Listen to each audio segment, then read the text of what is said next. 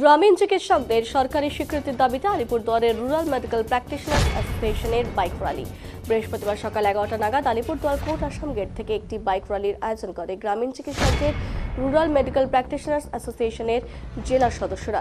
জানা গেছে, সংগঠনের চিকিৎসকদের সরকারি স্বীকৃতির দাবি এবং গ্রামীণ চিকিৎসক হিসেবে প্রশিক্ষণের দাবিতে এদিন এই বাইক র্যালির আয়োজন।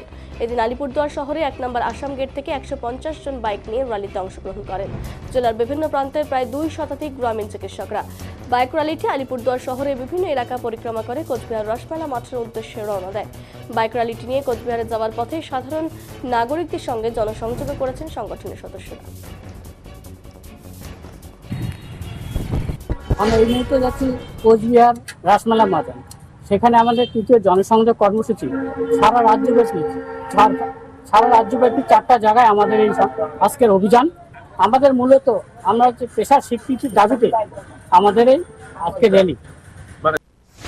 আমরা আলিপুরদুয়ার ডিস্ট্রিক্ট তথা জলপাইগুড়ি ডিস্ট্রিক্ট, কোচবিহার ডিস্ট্রিক্ট এবং দার্জিলিং ডিস্ট্রিক্ট, এই 4 জেলা মিলে আজকে আমাদের মহান কর্মসূচি রয়েছে। এটা রাজ্যগতভাবে সিদ্ধান্ত, তৃতীয় জনসংযোগ কর্মসূচি।